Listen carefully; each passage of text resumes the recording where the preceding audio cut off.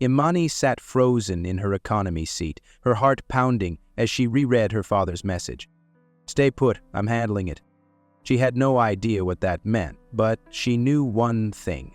When Daniel Carter said he was handling something, it was handled. Up in first class, Miss Hayes smirked as she poured another glass of champagne, relishing the sense of order she had restored. That girl had no business in first class, and now everything was as it should be. But then the intercom crackled. "Miss Hayes, please report to the cockpit." The color drained from her face. That wasn't standard protocol. Flight attendants didn't just get summoned to the cockpit. She hesitated, then set down the bottle and briskly walked toward the front of the plane. As she stepped inside, she saw the captain, his face pale, jaw clenched, and then she saw the screen. A live video call. Her stomach dropped, because staring back at her, with the cold, calculating intensity of a man who built an empire, was Daniel Carter. "Did you just remove my daughter from first class?" His voice was calm, too calm. Miss Hayes opened her mouth, scrambling for an explanation, but Daniel leaned forward slightly, his voice dropping to a near whisper. "Fix it, now." The screen went black. Miss Hayes stood frozen for a moment, her breath shallow. Then, without a word, she turned and walked back through first class. Passengers turned their heads as she passed, whispering in hushed tones. By the time she reached economy, the weight of her mistake had fully settled. She cleared her throat, forcing a tight, rehearsed smile. "Miss Carter," she said, voice strained. "There's been a misunderstanding. I'd like to escort you back to your original seat." The entire plane fell silent. Immani slowly looked up, tilting her head. "A misunderstanding?" Miss Hayes nodded stiffly. "Yes, I may have made an error in judgment." Immani studied her, her face unreadable. Then, slowly, she stood. Not as a victim, not as someone who had been humiliated, but as someone who had just won. As she walked past the stunned passengers, some now awkwardly avoiding her gaze, others suddenly realizing how wrong they had been, Immani didn't say a word. She didn't have to. She had already made her statement. But before we dive deeper into this story, let me know where you're watching from in the comments below. And if you enjoy stories like this, don't forget to subscribe and hit that notification bell so you never miss a new upload. JFK Airport buzzed with the kind of relentless energy only found in major international hubs. The sound of rolling suitcases, rapid-fire announcements over the intercom, and the occasional frustrated sigh from travelers filled the air. Businessmen in tailored suits rushed past families with overtired toddlers, while tourists snapped last-minute selfies before boarding. The scent of coffee, fast food, and airplane fuel blended into a familiar, almost comforting aroma of travel. Among the moving crowd, 16-year-old Immani Carter stood near the first-class check-in counter, gripping the strap of her backpack as she took in the moment. This was her first time flying alone, and not just that, she was flying first class, a gift from her father for acing her exams. She was dressed casually, jeans, a hoodie, sneakers, nothing flashy, nothing that screamed privilege. But to her, this ticket meant something. It wasn't about luxury, it was about accomplishment. She had worked hard, and her father, a man who believed in rewarding effort, had surprised her with a first-class seat on her trip to Los Angeles. She had always flown economy with her family, squeezed between her chatty little brother and the armrest, so the thought of reclining seats and gourmet meals felt like stepping into another world. Boarding had been smooth. The flight attendant at the gate barely glanced at her ticket before scanning it, offering a polite, "Enjoy your flight."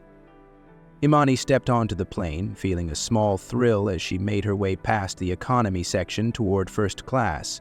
The seats were wider, the lighting softer, and the air carried a faint scent of leather and expensive cologne. She slid into seat 3A by the window, tucking her backpack beneath the seat in front of her, fingers brushing against the cool leather of the armrest. She pulled out her phone and snapped a quick picture of the view outside, a sea of blinking runway lights stretching into the distance. She was just about to put in her earbuds when a shadow fell over her. Ms. Linda Hayes, a seasoned flight attendant with over 20 years of experience, made her way down the aisle, performing her usual pre-flight check. She was tall, sharp-featured, and carried herself with the strict efficiency of someone who had seen it all.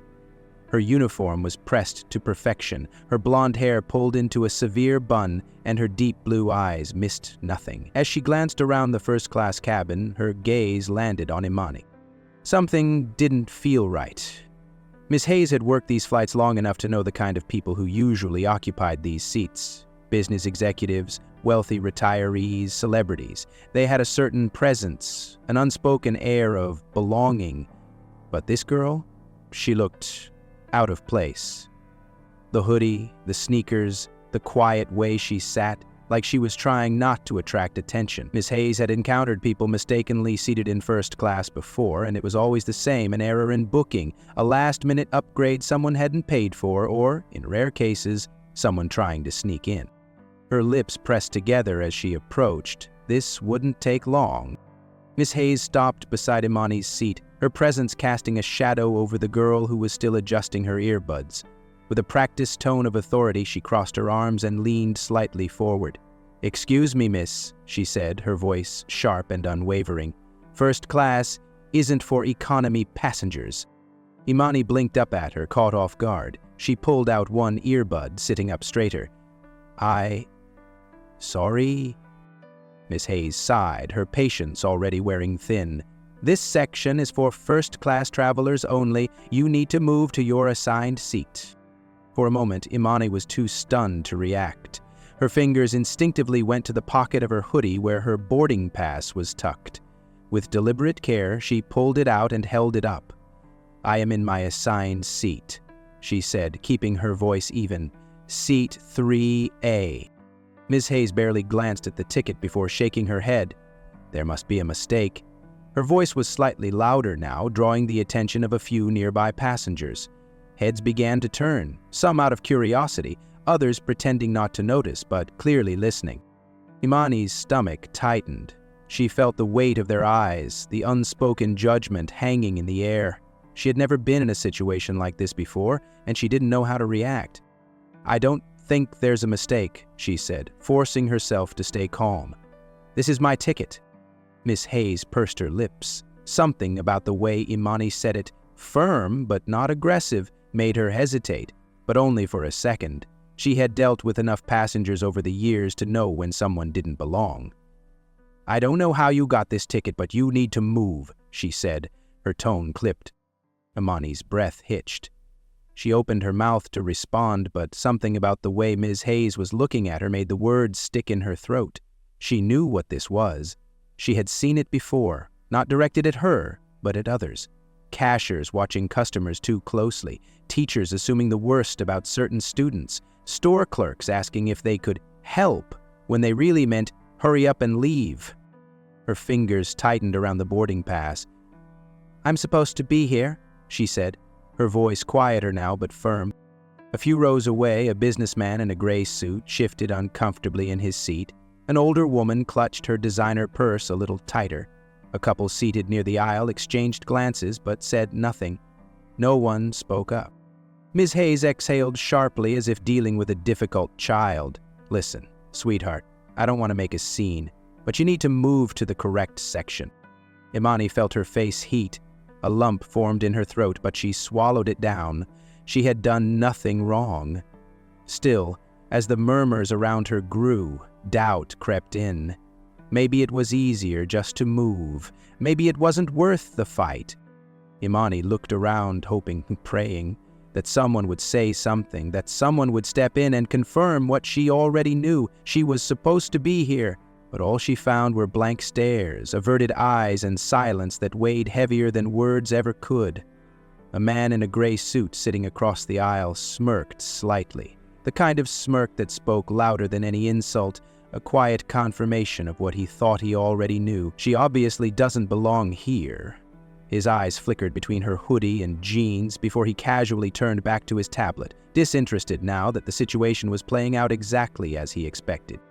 A woman a few rows ahead, blonde with pearl earrings and a baby blue cashmere sweater, shifted in her seat, glancing between Immani and Miss Hayes.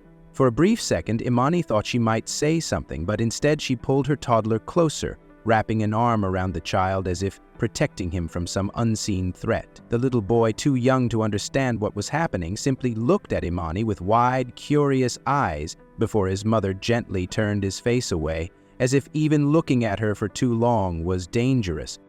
Immani's stomach tightened, the humiliation creeping up her spine, wrapping itself around her like a second skin. She wasn't new to moments like this. The subtle pauses, the assumptions, the unspoken doubts that followed her in department stores, in school, in places where she wasn't expected to be. But this was different. This wasn't a quiet suspicion or a passing glance. This was public, loud, unavoidable. She felt the heat rise in her cheeks, a sharp contrast to the cold weight in her chest. She knew she had done nothing wrong. She knew she had a right to be here, but that didn't seem to matter. Not to Miss Hayes. Not to the passengers watching like spectators in a play, where they had no lines to deliver, only expressions of quiet judgment or willful ignorance. Miss Hayes sighed, the kind of exaggerated, impatient sigh meant to let everyone know that she was being inconvenienced. "Miss, we need to finish boarding. You need to move now." The finality in her tone sent a fresh wave of embarrassment through Immani. The whispering had started, small at first, hushed conversations between passengers who pretended not to stare but couldn't help themselves. She could hear bits and pieces. Did she really think she could sit here? Maybe it was an honest mistake. I mean, first class? Immani swallowed hard, gripping her boarding pass so tightly it crumpled slightly at the edges. Every instinct screamed at her to push back, to argue, to demand that Miss Hayes check again.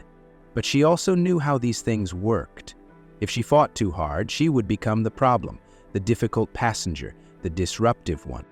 She stood slowly, the weight of every eye on her making each movement feel heavier. She reached down for her backpack, trying to move carefully, but her fingers fumbled with the strap. She could feel her heart pounding against her ribs, her pulse loud in her ears. Miss Hayes didn't offer to help. She didn't even step aside to give her room. She just stood there, watching with the same expression she had worn since the moment she saw Immani in that seat. Satisfaction mixed with irritation, as if she had successfully corrected a mistake in the universe. As Immani turned toward the back of the plane, the walk to economy felt like miles. The aisle suddenly seemed narrower, the air thicker. Her legs felt stiff, awkward, like she wasn't sure how to move naturally under so many watchful eyes. A man in his 50s glanced up from his newspaper as she passed, his gaze lingering just long enough to make her skin crawl before he looked back down, as if she had been nothing more than a momentary distraction.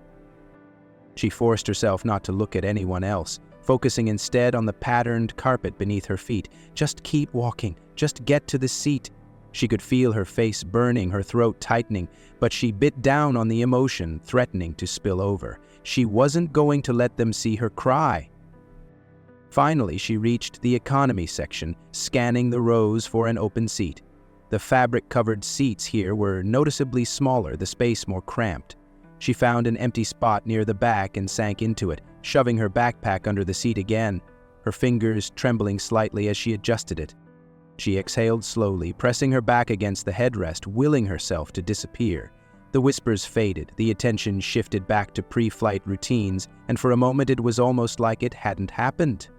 Almost. She pulled out her phone with unsteady hands, staring at the screen for a long moment before typing out a message. "Dad, they made me leave my seat. The flight attendant said I didn't belong in first class. I'm in the back now." She hesitated for a second, then hit send, slipping the phone into her lap and staring out the small, oval window. Her reflection stared back at her, eyes wide, face tight with the effort of holding everything in. She had no idea what her father would do, but something told her this wasn't over, not even close. Miss Hayes smirked as she turned on her heel, striding back toward the front of the cabin without so much as a backward glance. In her mind, she had just corrected an error, restored order to her carefully maintained first-class section. The girl had been misplaced, simple as that. Whether it was a mistake in booking or someone pulling strings to get her into a seat she hadn't rightfully paid for, Miss Hayes didn't know, and didn't care. First class was reserved for a certain kind of passenger. Seasoned travelers, executives, professionals who belonged. Not teenage girls in hoodies and sneakers who looked like they had wandered in from the wrong part of the airport. As she reached the galley, she adjusted the cuffs of her uniform, still feeling the flicker of satisfaction in her chest.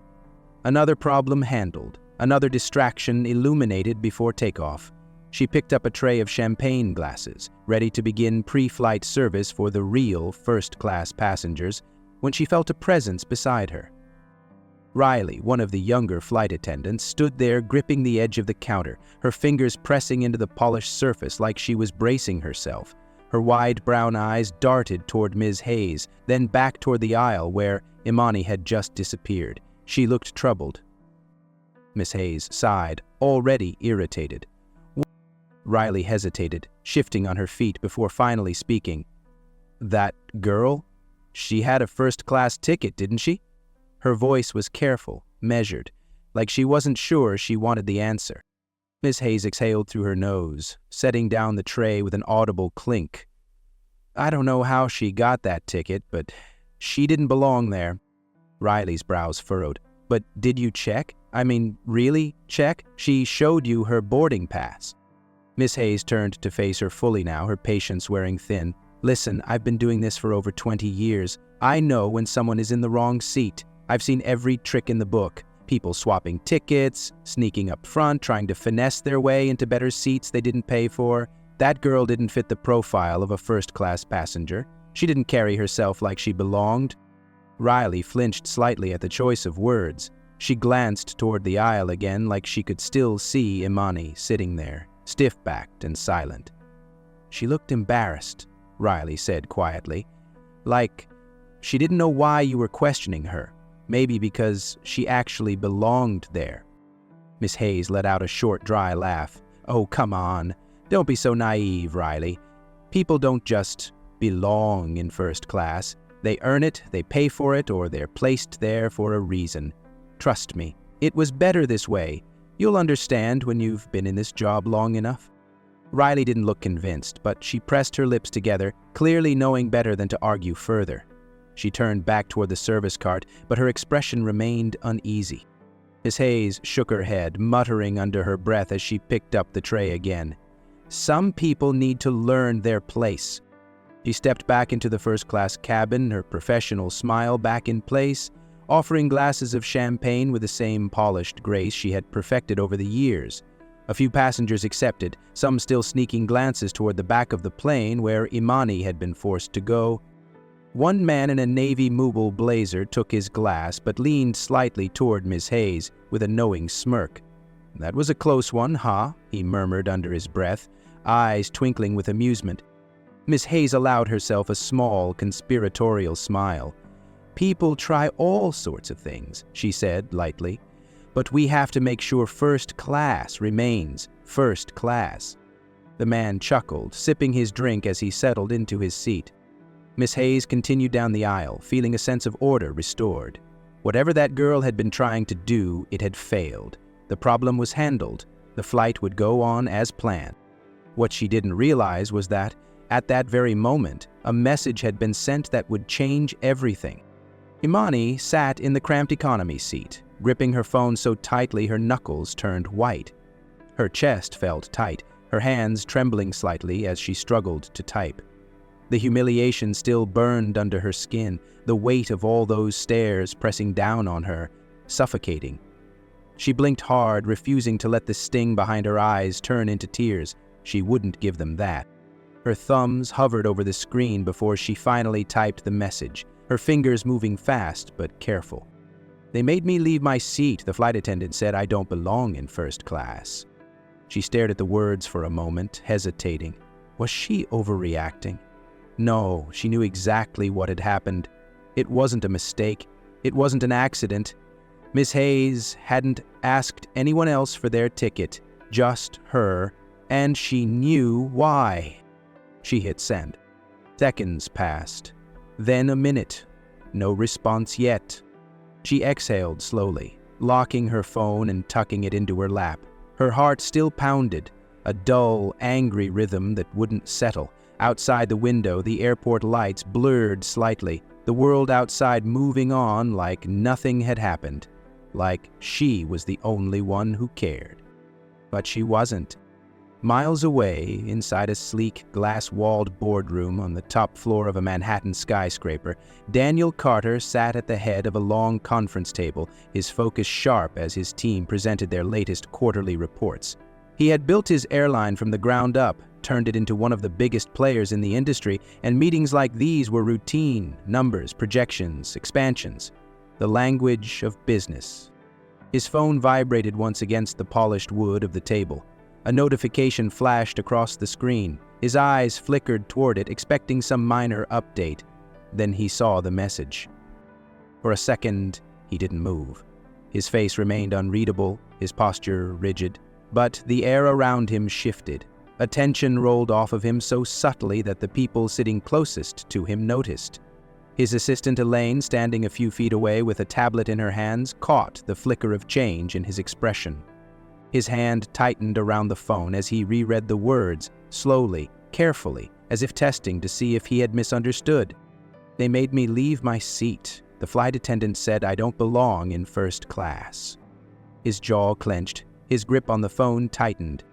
Elaine stepped forward slightly, lowering her voice. "Sir, is everything okay?" Daniel didn't answer right away.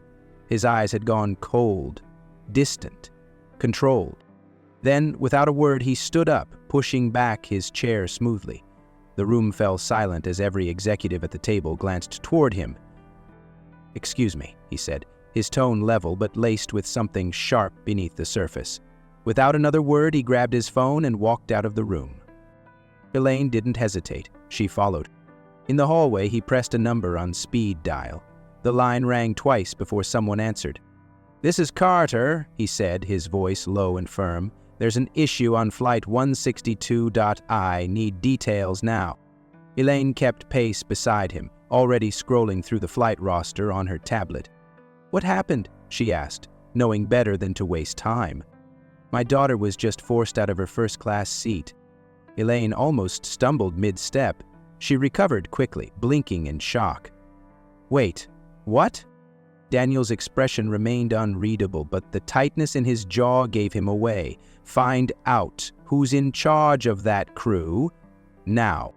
Elaine nodded, her fingers flying over the screen. She had worked for Daniel Carter long enough to know one thing. When he was calm like this, dangerously calm, it meant someone was about to regret their decisions very, very soon.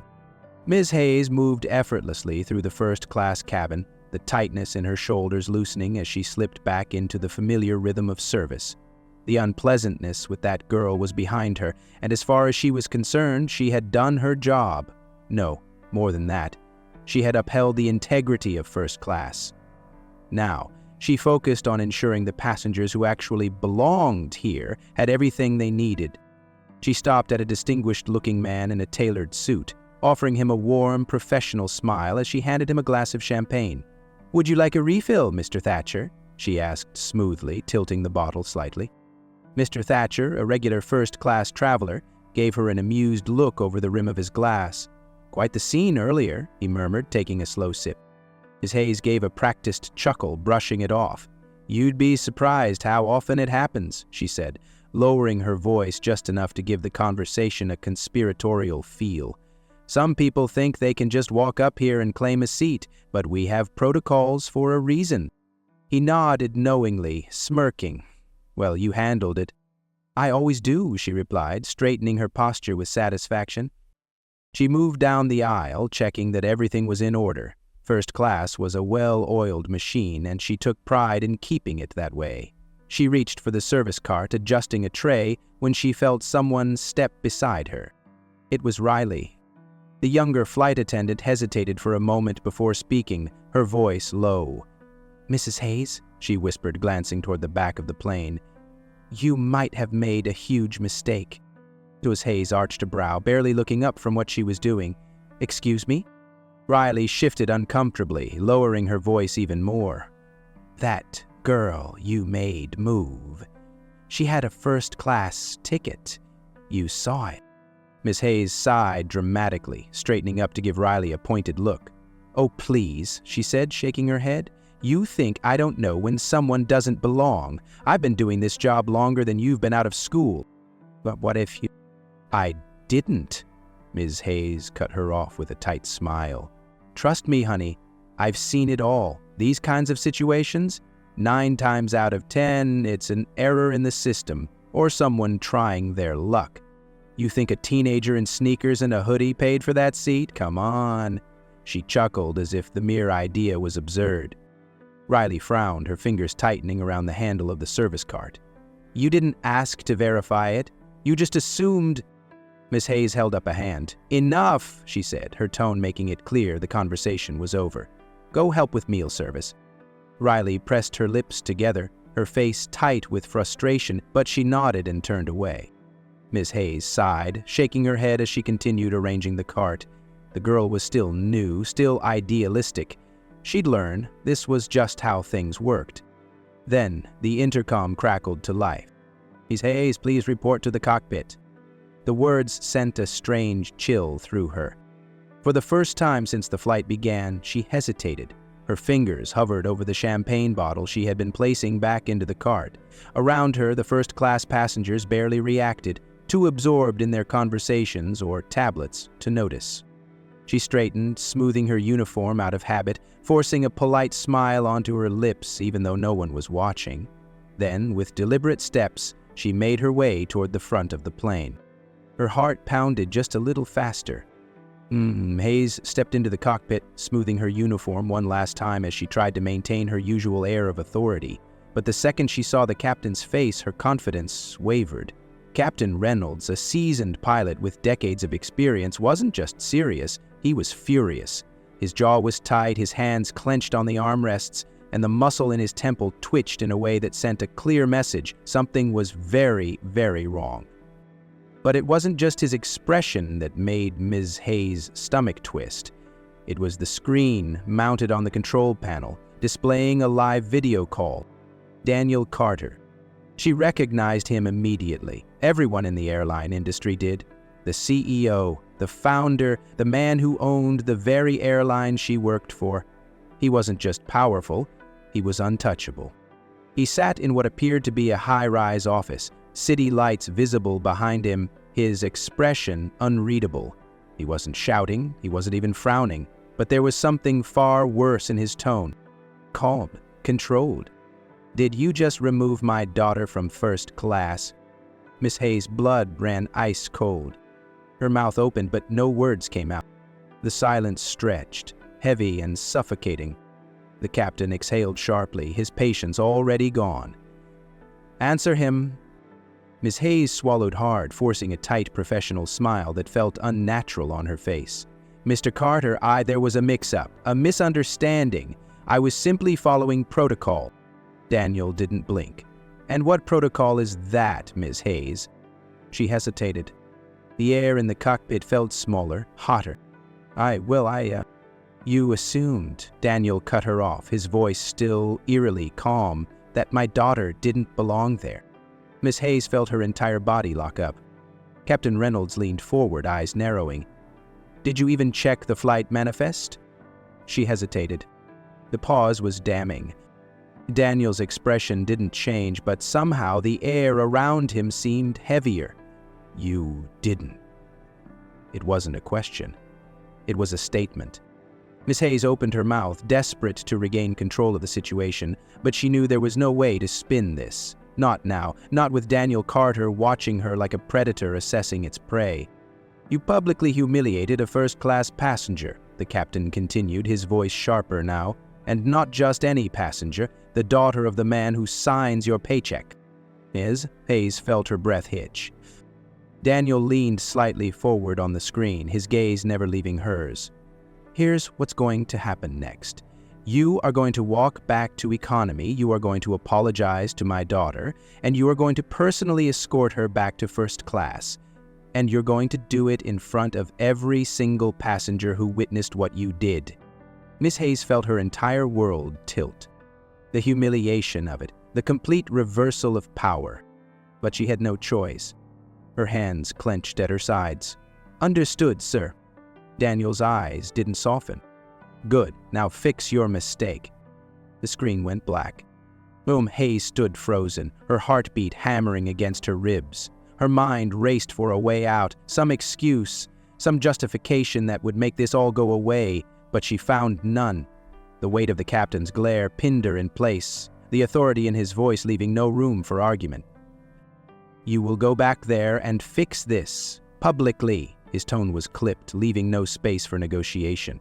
You will apologize in front of the passengers, and you will personally escort Miss Carter back to first class.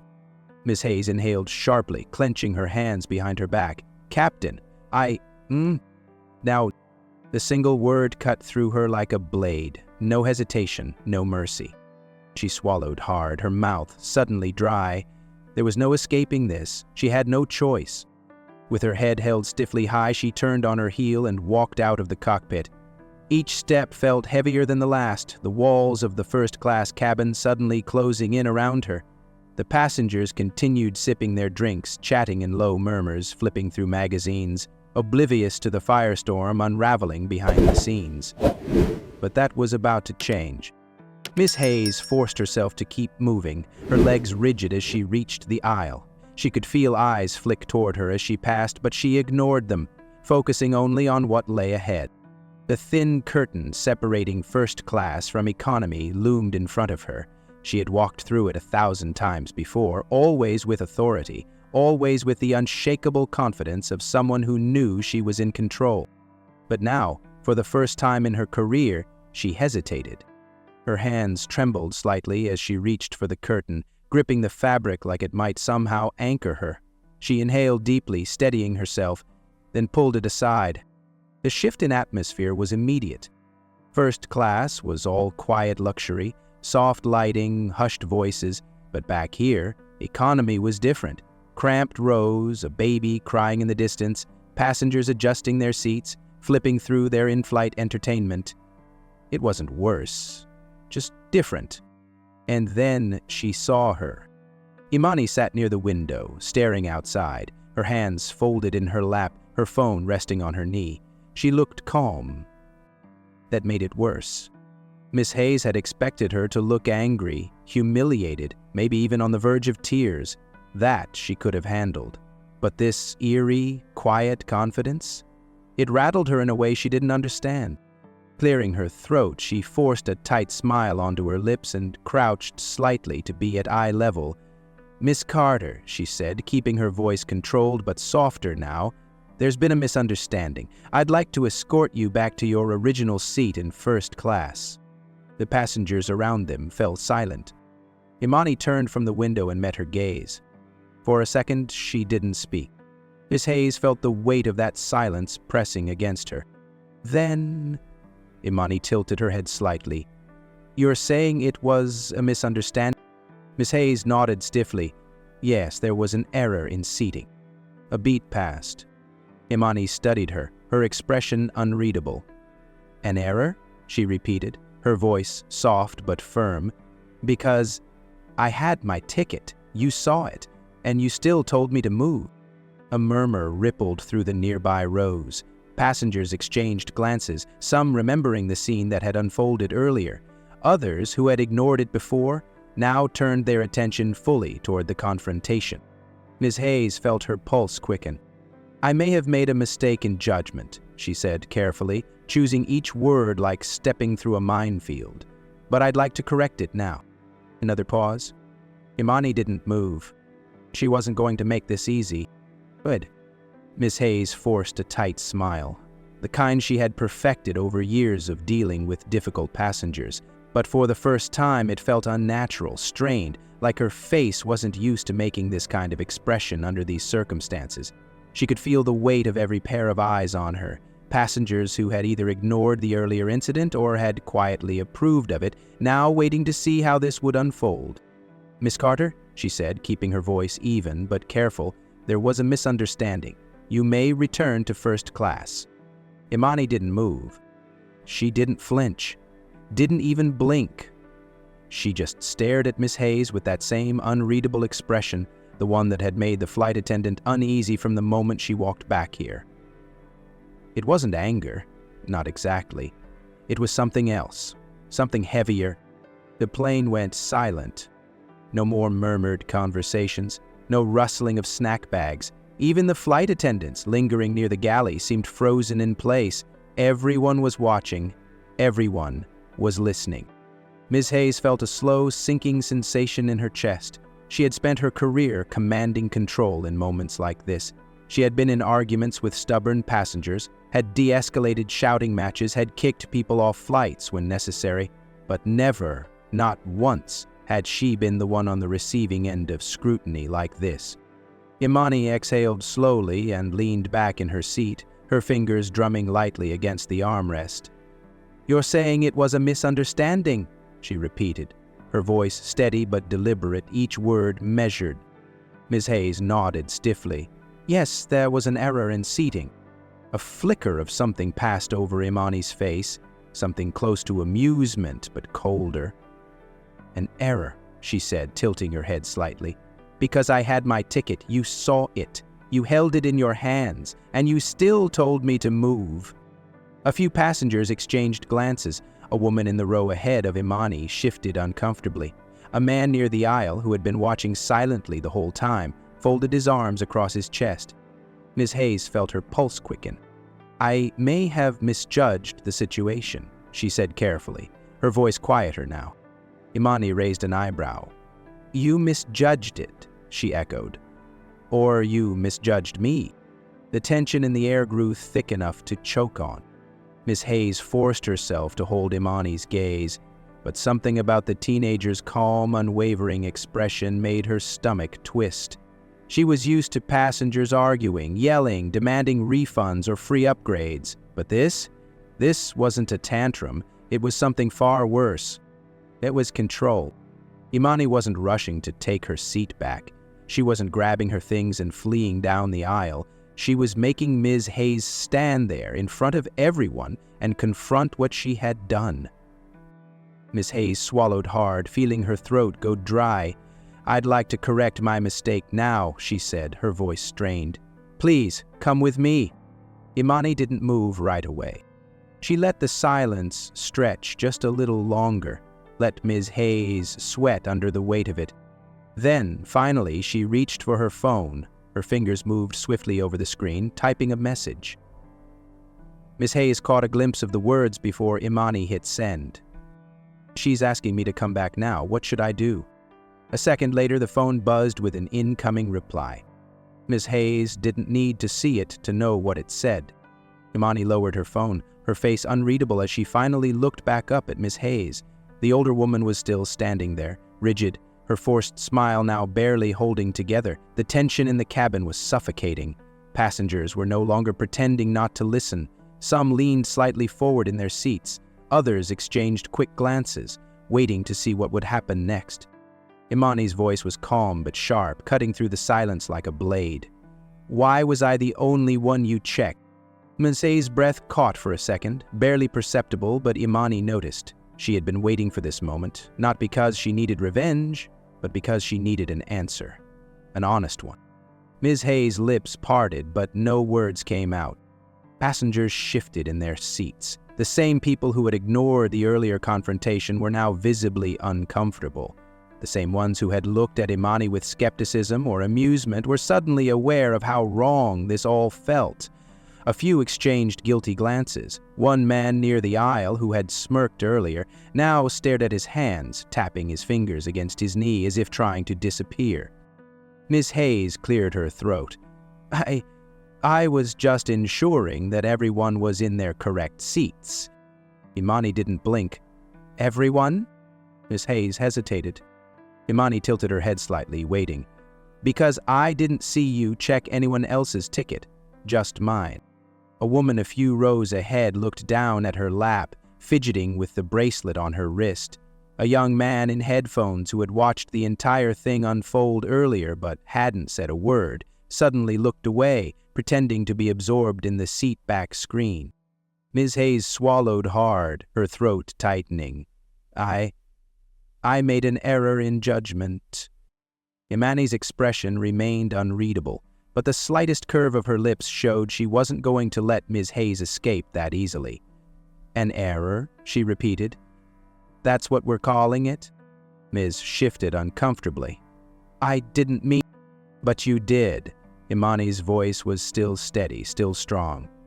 "You looked at me, and you assumed I wasn't supposed to be there. You saw my ticket.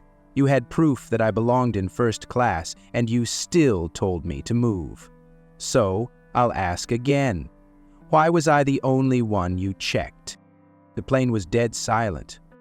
Ms. Hayes' face burned. She had spent years being the one in control, the one enforcing the rules, the one who never had to justify her actions to anyone. And yet, in this moment, standing in the middle of the economy cabin, with all eyes on her, she realized she had lost all of it. She had been exposed. Immani didn't raise her voice, didn't lash out, didn't resort to anger, and somehow that made it worse. The quiet, unwavering way she demanded accountability made Miss Hayes feel smaller than she ever had before. Miss Hayes opened her mouth, searching desperately for something to say, something that would make this moment pass. But there was nothing, nothing except the truth. She inhaled sharply, her voice barely above a whisper. "I misjudged you."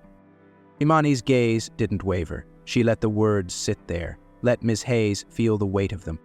Then, slowly, she stood up. Not as a victim, not as someone defeated, but as a force of power. The passengers around her watched, not daring to look away now. Some of them, those who had said nothing when they should have, looked at her with something that almost resembled admiration, a quiet respect. Immani straightened her hoodie, adjusted her backpack strap over her shoulder, and finally, without another word, walked past Miss Hayes, her head held high. The aisle felt different this time. The same people who had once dismissed her now saw her. The same ones who had watched in silence as she was humiliated now had to watch her take back what was rightfully hers. She stepped into first class, her posture tall, her presence undeniable. And Miss Hayes? She followed behind her, shoulders stiff, knowing this was the moment she would never forget. Miss Hayes sat in the galley, her back pressed against the counter, her hands clammy despite the cool air circulating through the cabin. She felt nauseous. Her normally pristine uniform suddenly felt too tight, the fabric constricting around her like a vice. The once comforting hum of the engines now felt suffocating. A reminder that she was trapped at 3,5,000 feet, with no escape from what was coming. Her mind raced, trying to grasp for some kind of defense, some excuse that would make this all go away. Maybe if she explained that it was a simple misunderstanding, that she had only been following protocol, that she hadn't meant for it to escalate like this. But even as the thoughts formed, she knew none of it would work. She had seen the way the captain looked at her in the cockpit. She had heard Daniel Carter's voice through that screen, calm but merciless.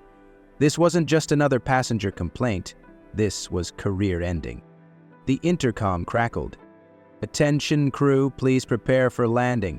Miss Hayes, security will meet us at the gate." Her stomach lurched. For a split second, the entire plane seemed to still. The other flight attendants in the galley exchanged uneasy glances, but no one said anything. Miss Hayes swallowed hard, gripping the edge of the counter to steady herself. This wasn't happening, but it was. She forced herself to breathe, but each inhale felt sharp, uneven. She could feel eyes on her. Riley stood a few feet away, arms crossed, watching her with an expression that was impossible to read.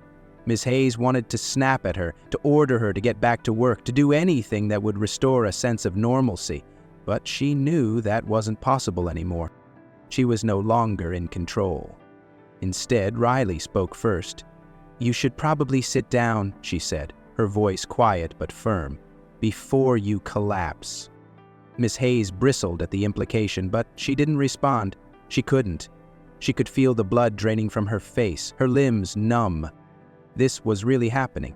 She had spent years being the one with power, the one who enforced the rules, the one who controlled the narrative.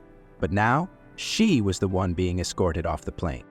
Passengers in first class were still whispering. A few avoided looking at her altogether, pretending to be absorbed in their books or screens. Others stole cautious glances, their curiosity barely concealed. They had all seen what had happened, and now they were waiting to see what would happen next. Miss Hayes clenched her jaw, forcing herself to sit up straight. Maybe, just maybe, there was still a way to fix this. Maybe once they landed, she could talk to someone, explain. But deep down, she already knew. There was no fixing this. The descent had begun, and not just for the plane. The plane touched down with a smooth but heavy landing, the kind that made everyone sit up a little straighter, reminded them they were back on solid ground. But for Miss Hayes, the descent hadn't just been physical. It had been a free fall into something she wasn't prepared for. As the aircraft taxied toward the gate, she could feel her pulse thudding in her ears. The intercom chimed and the captain's voice came through, calm and authoritative as always. "Ladies and gentlemen, welcome to Los Angeles. Please remain seated until we reach the gate and the seatbelt sign is turned off. For those with connecting flights, please check the monitors in the terminal. Cabin crew, prepare for arrival." Ms. Hayes barely heard any of it. She was too aware of the eyes on her, the weight of silent judgment pressing against her skin like a second uniform.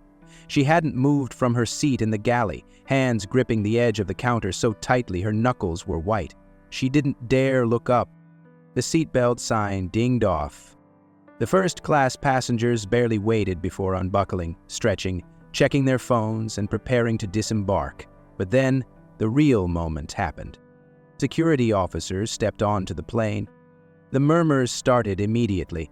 Passengers in the first few rows exchanged glances, some whispering, some nudging their seatmates. Others simply watched with quiet, intrigued expressions. They weren't sure who security was here for, but they knew something was about to happen. Ms. Hayes's breath came short and shallow as one of the officers, a tall man with a no-nonsense expression, scanned the cabin before locking eyes with her. "Ms. Hayes," he said, his voice neutral, but the authority in it was unmistakable. "You need to come with us." Silence. Passengers went completely still.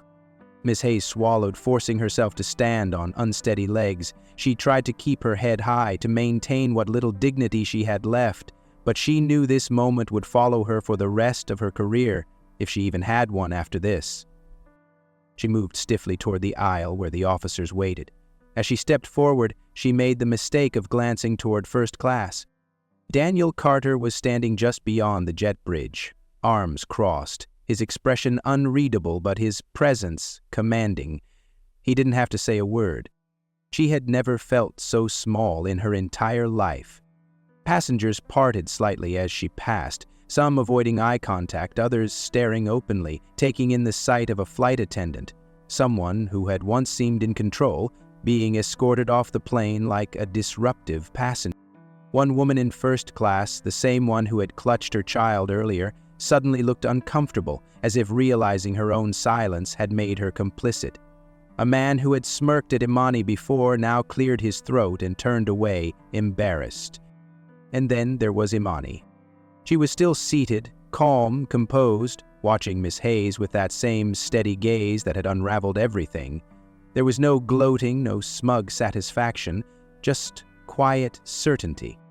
Ms. Hayes tore her eyes away and kept walking. As she stepped off the plane and into the terminal, the doors closing behind her, she realized she wasn't just walking away from this flight. She was walking away from everything she had built. Immani sat in the backseat of the black car that had been arranged to take her home from the airport, the city lights of Los Angeles blurring past the window as she scrolled absently through her phone. Notifications poured in, texts from friends, messages from family, a check-in from her father's assistant, but she barely paid attention to any of them. The day had been long, draining in a way that left her feeling both exhausted and strangely energized. She had stood her ground. She had reclaimed her seat, and now, for the first time in hours, she felt like she could finally breathe. Her inbox pinged with a new email. She almost ignored it, assuming it was some flight confirmation or automated airline survey, but then she saw the sender. Prom, Linda Hayes. Subject, my apology. Immani's eyebrows lifted slightly. She hesitated for only a second before tapping the message open. Miss Carter, I don't expect you to read this, and I certainly don't expect forgiveness, but I need to say this anyway. I was wrong. Not just about your ticket, not just about my assumption, but about everything. I've spent years enforcing rules without thinking about what those rules really meant or who they hurt. Today I made a mistake that I can't take back. I misjudged you. I saw you sitting there, and before I even checked, before I even considered the facts, I assumed you didn't belong. And I realize now that this isn't the first time I've done something like this. Maybe not in such an obvious way, maybe not always with such clear consequences, but I see it now. I humiliated you, and I humiliated myself. I won't make excuses, I can't change what I did, but I want you to know that I am sorry. Sincerely, Linda Hayes. Immani read the email twice, her fingers hovering over the screen as she let the words settle. It wasn't defensive, it wasn't an empty excuse disguised as an apology. It was real. But it wasn't enough. She tapped the reply button, her thumbs moving with certainty as she typed. Mrs. Hayes, I appreciate your apology, but this isn't just about me. What happened today happens to people like me all the time. People who don't have a father who owns the airline. People who don't get the chance to fight back. You say you see it now, and I hope you really do, because I don't need you to apologize. I need you to change. If you want to fix this, don't just send me an email. Do something about it. Immani. She hit send. Then she put her phone down, leaned back in her seat, and closed her eyes. She had won. But more importantly, she had made sure that this wasn't just about one flight, one moment, one mistake. It was about making sure it didn't happen again. Daniel Carter sat at the head of the long conference table in the airline's headquarters, fingers steepled as he listened to the executive board present their recommendations. The energy in the room was tense, but not because of uncertainty, because of inevitability. Change was coming, and everyone knew it. Effective immediately, one of the HR directors announced. We're implementing mandatory bias training for all flight attendants, ground crew, and customer service agents. This will include real-time scenario training, frequent evaluations, and a zero-tolerance policy for discriminatory behavior. A few executives nodded, taking notes, but Daniel remained silent, his gaze sharp as he processed every word. We're also launching an internal review of past complaints to identify patterns, another director continued. If we find systemic issues, those responsible will be held accountable. Daniel tapped a pen against the table once, twice, then finally spoke. And what about passenger complaints? A woman from the legal department straightened in her chair. We're establishing a direct hotline for passengers to report profiling or discrimination, with a dedicated team handling these cases. We'll also implement anonymous reporting for employees who witness misconduct among their colleagues. Daniel exhaled slowly, nodding. Good. And hiring practices? We're revising them immediately, the HR director confirmed. More diverse hiring pools, better oversight in promotions, no more of the unspoken culture that lets things like this fester. Daniel leaned back in his chair, letting the weight of it all sink in. These weren't just empty promises, these were real, tangible changes. Ones that would outlast him, outlast Immani's experience, outlast any single flight. For years he had built this airline with the belief that service and excellence came above all else. But this incident had forced him to see the cracks in the foundation. Power, when left unchecked, allowed bias to thrive in the shadows, and he wasn't about to let that happen again. He thought about Immani, how calm she had been, how strong, how she hadn't just let it go, how she had demanded more, not just for herself, but for everyone who would come after her. His daughter had started something bigger than herself, and he was going to make sure it lasted. Roll it out, he said finally, his voice steady with conviction. No delays, no excuses. This isn't just policy. This is how we move forward. The executives nodded, understanding the finality in his tone. The meeting adjourned. The first steps had been taken. And across the country, passengers, employees, and future travelers would soon see the difference. Immani hadn't just reclaimed her seat.